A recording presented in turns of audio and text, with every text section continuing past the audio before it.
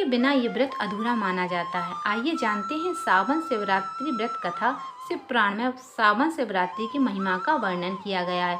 पौराणिक कथा के अनुसार वाराणसी के जंगल में गुरु द्रोह नाम का एक शिकारी रहता था। एक दिन जंगल में घूमते घूमते सुबह से लेकर रात हो गई, लेकिन उसे कोई शिकारी नहीं मिला। उस दिन शिवरात्रि तिथि थी। जो जंगल में ही एक बेलपत के पेड़ पर आराम करने लगा, तभी वहाँ एक हिरनी आई। उसने जैसे ही तीर चलाने की कोशिश की, तभी एक बेलपत और बारिश के पेड़ पर जमा पानी नीचे स्थापित शिवलिंग पर गिर गया। शिकारी से अनजाने में शिवरात्रि के पहले पहर की पूजा हो गई।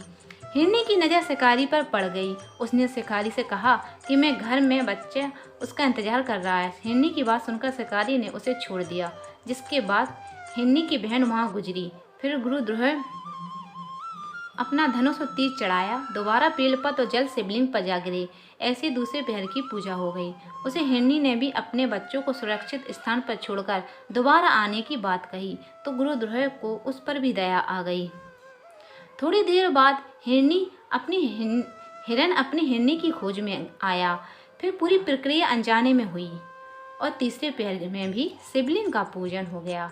कुछ देर के बाद तीनों हिरनी और हिरन शिकारी को दिए बांधे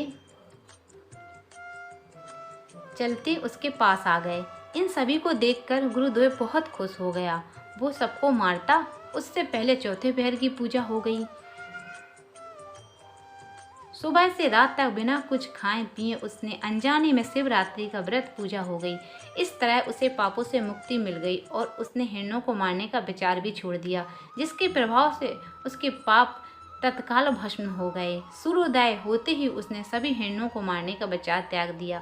तभी शिवलिंग से भगवान शंकर प्रकट हुए और उसे वरदान देते हुए बोले, त्रेता युग में भगवान राम उसके घर आएंगे, साथ ही उसके बाद वह ब्रह्मचर्य के